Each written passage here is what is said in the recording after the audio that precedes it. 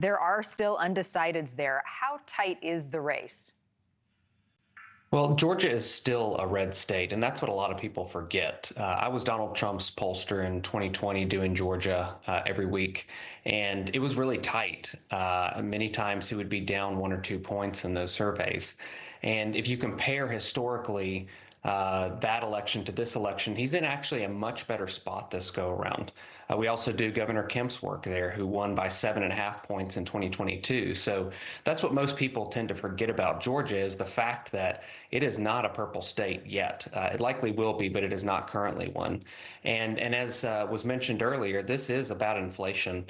This is about the cost of living. When we go look at undecideds in our surveys in Georgia, they don't really like either candidate for president, and their overwhelming issue is inflation and economy, sometimes upwards of 70% when you combine those two topics. Yeah, I mean, it's true in every state and especially critical in these battlegrounds. Where do the biggest groups of influential voters in Georgia live, Brent? I think you're seeing it with where the candidates for VP and president are traveling in Georgia. They've not really gone to Atlanta or in the northern areas of Atlanta, which have really moved away from Republicans in the last decade or so.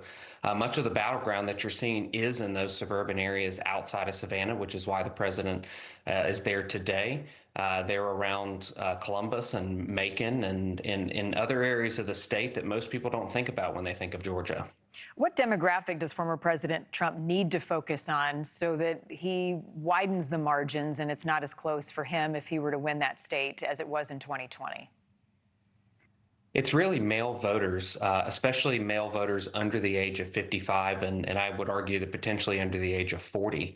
That's really a demographic that's been hammered the most by this Biden-Harris economy, and it really doesn't even matter what color that voter is. You're starting to see a lot of movement for President Trump among brown and black voters, and not just white voters, of younger males specifically. And it's really this issue of inflation that's driving them towards him because they can't start a family, they can't buy a home, and so all the things that were promised to them of the American dream have been shattered by this Biden-Harris economy. Where are some of the Harris supporters coming from in the state of Georgia? Where is her message resonating right now? Well, I saw an interesting poll yesterday that single women with cats are the largest Kamala Harris voting group in the entire country. Shocker there that J.D. Vance might have been right. But it's really female voters, and it's specifically more liberal female voters, most likely to be single, actually. That was one of the things that we found in our research in 20 and 22, is that if a woman is married, they're much more likely to be Republican. And so it's really Kamala Harris ignited single female voters that were really despondent when Biden was the top of the Democratic ticket. Brent, where is immigration on the priority list of voters in Georgia? And I ask that because of the death of Laken Riley, the college nursing student who was killed allegedly by a migrant. Where is that on the minds of Georgia voters?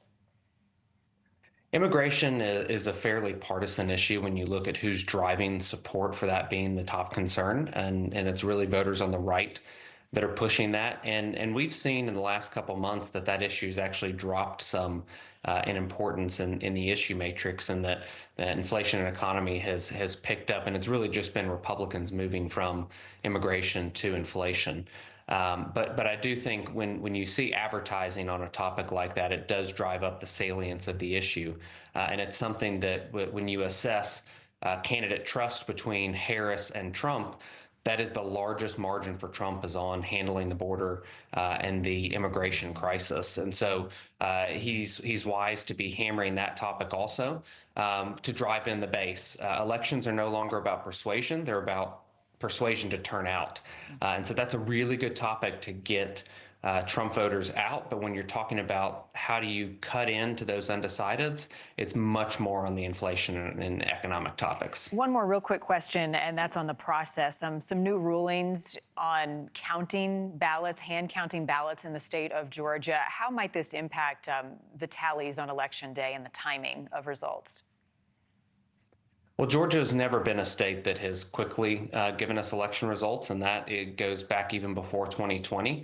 And much of it is because they have several counties that are so huge and taking an influx of votes, and the order in which they count mail-in ballots, early votes, and election day votes.